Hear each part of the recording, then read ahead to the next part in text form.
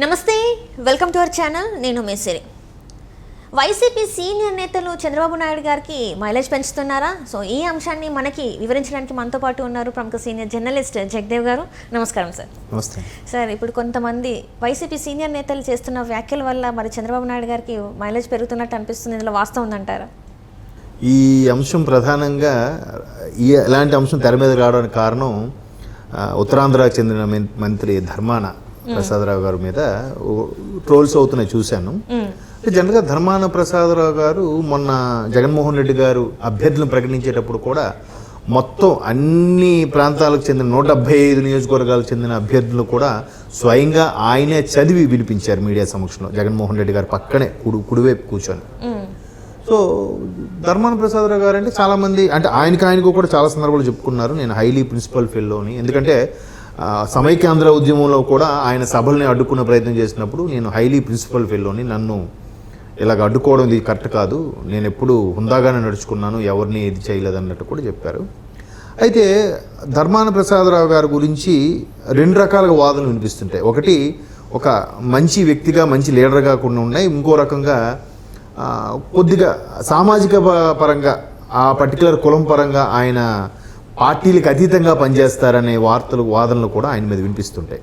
ఎలా అంటే మొన్న ఎన్నికల్లో తీసుకుంటే 2019 ఎన్నికల్లో తీసుకుంటే ఉత్తరాంధ్ర కానీ ఎస్పెషల్లీ శ్రీకాకుళం జిల్లాలో వైసీపీ బాగానే అన్ని సీట్లు గెలుచుకొచ్చింది, 1-2 తప్ప.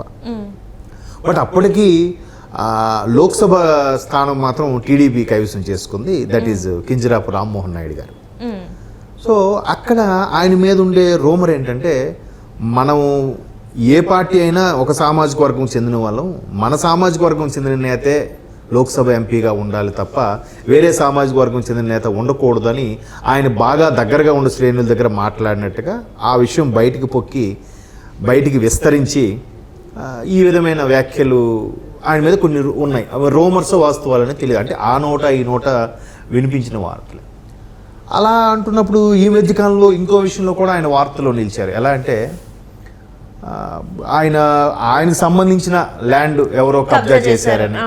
అరే, నా సంబంధించిన ల్యాండ్ల మీద కూడా చేస్తారా? అసలు మీరు ఎక్కడి నుంచి వచ్చారంటే వాళ్ళు ఎవరో కడప నుంచి వచ్చిన వాళ్ళు ఈ ల్యాండ్ని కబ్జా చేశారని, అది సొంత పార్టీ వాళ్ళు ఆ విధంగా కబ్జా చేశారు. ఈయన ఒక్కసారిగా ఫైర్ అయ్యారు, రేజ్ అయ్యారు, వైసీపీ మీద వైసీపీ కార్యకర్తల మీద కూడా తిట్టడం జరిగింది అన్నట్టు కూడా గల్లలుంగిల్ని కట్టుకొని వచ్చి ఇక్కడ పెత్తనం అదే సంథింగ్ అట్లాంటి కొన్ని వార్తలు వినిపించాయి. అయితే ఇంతకుముందు చెప్పినట్టుగా లోక్సభకు సంబంధించి రామ్మోహన్ నాయుడు గారు గెలిచిన తర్వాత ఈ వాదం నిజమైనేమో, అందుకే జగన్మోహన్ రెడ్డి గారు ధర్మాన ప్రసాదరావు గారిని దగ్గరగా చేర్చుకోవట్లేదు, అందుకే ఆయనకు మొదట 2.5 సంవత్సరాలు కూడా మంత్రి పదవి ఏం కేటాయించలేదు, కేవలం ఆయన సోదరుడైన కృష్ణదాస్ ఎవరు ఉంటారని ఆయనకి ఇచ్చారు తప్ప ఈయనకి పార్టీలో అంత ప్రాధాన్యత లేదు అని కూడా కొన్ని వార్తలు ఉత్తరాంధ్రలో హల్చల్ చేస్తుంటాయి. అయితే ఇటువంటి నేపథ్యంలో ఆయన ఈ మధ్యకాలంలో ఇంకొక సంచలనమైన స్టేట్మెంట్ ఏంటంటే, వాలంటీర్లు అందరూ కూడా అవసరం అనుకుంటే రాజీనామా చేసి వచ్చి మన కార్యకర్తలా పనిచేయాలి, వాలంటీర్లకు ఉద్యోగం ఇచ్చింది మన వాళ్ళే, అవసరమైతే ఎన్నికలు గెలిచిన తర్వాత వాళ్ళ సంగతి చూద్దాం, వాళ్ళు మళ్ళీ మనం వాలంటీర్లుగా పెట్టడం అన్నీ చేద్దాం, ఒక్కొక్క వాలంటీరు కనీసం 50 మంది 25 మంది ఒక్కొక్కరిని తీసుకొచ్చి మొబిలైజ్ చేసి ఓట్లు వేయించేలా చూడాలి, ఒక్కొక్కరికి ఆ బాధ్యత ఉంది. 50 మంది వాలంటీర్లు కలిసి 25 ఓట్లు తెచ్చిన సగం తీసుకొచ్చిన మనకు అంటే ఎట్లా ఓటర్లని అడుక్కుంటున్నారో చూడండి, అసలు అభ్యర్థిస్తున్నారో చూడండి. అంటే మనకి సగం వచ్చినా చాలరా బాబు, గెలిచేస్తాంరా, ఎలాగో తాపత్రపడి గెలవాలరా అనే తలంపై కనిపిస్తుంది. అండ్ మోరోవర్ వైవి సుబ్బారెడ్డి మన టీటీడీ చైర్మన్ సుబ్బారెడ్డి గారికి కూడా ఉత్తరాంధ్ర ఇన్ఛార్జ్గా ఇచ్చారు కదా. ఇచ్చినప్పుడు కూడా ఆయన కూడా ఈ ఉత్తరాంధ్రలో ఎవరెవరు ఎలా బిహేవ్ చేస్తున్నారు, ఎవరెవరు ఎక్కడ మీటింగ్లు పెడుతున్నారు అన్నిటికి కూడా సుబ్బారెడ్డి గారు అవసరం అనుకుంటే పార్టిసిపేట్ చేయడం. ఆయన ఏం చెప్పారంట ఈయన సమక్షంలోనే, ఎవరెవరైతే 80 ఏళ్ళు పైబడిన వాళ్ళు, సరిగ్గా దృష్టి ఆడిన వాళ్ళు, చెవి సరిగ్గా వినపడిన వాళ్ళు, అంగవైకల్యం ఉన్నవాళ్ళు, అటువంటి వాళ్ళు వచ్చి సరిగ్గా కనబడక ఓటు వేయలేరు కదా, అటువంటి వాళ్ళని ఖచ్చితంగా ఒక సపోర్ట్ తీసుకుని ఓటేయమని చెప్పి ప్రిసైడింగ్ ఆఫీసర్స్ పర్మిషన్ ఇస్తారు. ఆ ఇచ్చినప్పుడు వాళ్ళు ఖచ్చితంగా మీరే ఉండి దగ్గరున్న ఆ ఓట్లు మనకు పడేలా చూసుకోండి అంటే ఎలాగూ పడవని అర్థమైపోయింది వాళ్ళకి. ఇవన్నీ చెప్తుంటే ఏమర్థమవుతుంది నాకు, వీళ్ళకి ఎలాగో ఓట్లు పడవని అర్థమైపోయింది కాబట్టి ఇట్లా చిల్లరగా ఏరుకుంటున్నట్టుగా అనిపిస్తుంది నాకు, అంతే కదా.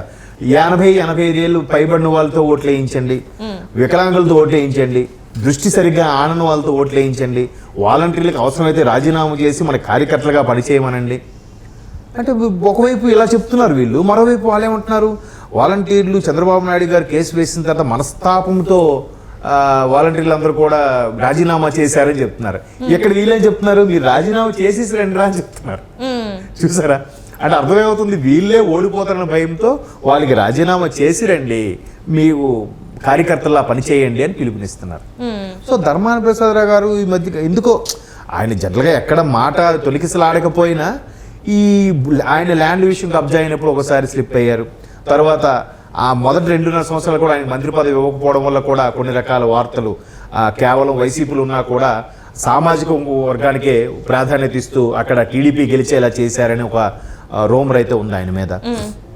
అలాగే ఇప్పుడు వాలంటీర్ని మా కోసం కష్టపడి పనిచేయాలి, మీరు కార్యకర్తలకు మారి చేయాలి, అవసరమైతే తృణప్రాయంగా అది రాజీనామా చేసి కూడా రావాలని అనడం, ఇటువంటివన్నీ చూస్తుంటే ఆయన అవన్నీ చెప్తూ ఏం చెప్పారంట, ఎక్కడ చూసినా సైకిల్ అని వినబడుతుంది, మన ఫ్యాన్ వినబడట్లేదు.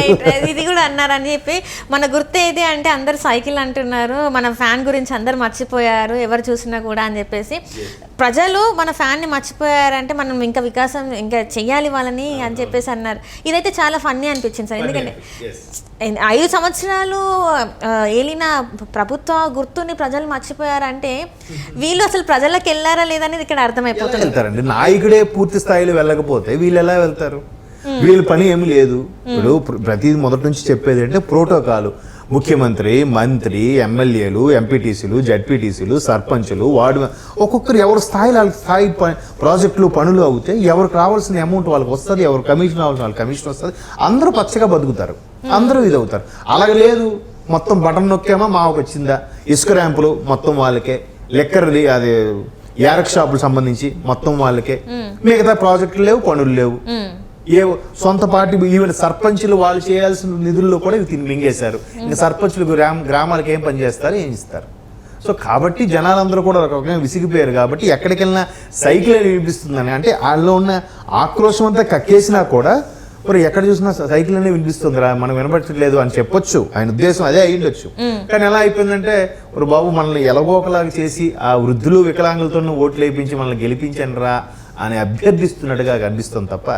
సో మొత్తం మీద వీళ్ళకి కూడా ఒక క్లారిటీ ఉంది. ఎందుకంటే ఒకప్పుడు మరి ఇదే జగన్మోహన్ రెడ్డి గారిని విమర్శించిన వ్యక్తులేగా ఈయన కానీ, బొత్స గారు కానీ, వీళ్ళందరూ కాంగ్రెస్లో ఉన్న మంత్రులే కదా ఒకప్పుడు. ధర్మాన ప్రసాదరావు గారు, బొత్స శ్రీనివాసరావు గారు, వీళ్ళందరూ కాంగ్రెస్లో సీనియర్ మంత్రులు. జగన్మోహన్ రెడ్డి గారు పాదయాత్ర చేసే టైంలో జగన్మోహన్ రెడ్డి గారు కాంగ్రెస్ని విభేదించి బయటకు వచ్చిన రోజుల్లో వీళ్ళందరూ కూడా ఆయన మీద విమర్శలు గుప్పించిన వాళ్ళే. ఇప్పుడు అదే పార్టీలోకి వెళ్ళి మంత్రులుగా ఉండు జగన్మోహన్ రెడ్డి గారు జపం చేస్తున్నారంటే వీళ్ళని ఏమనుకోవాలి, రాజకీయ పరిస్థితి ఎలాగుంది. ఇంకా ఇట్స్ అప్ టు యూ, ఇంకా ఎవరి విజ్ఞతగా వదిలేయాలి, వాళ్ళ విజ్ఞతగా వదిలేయాలి.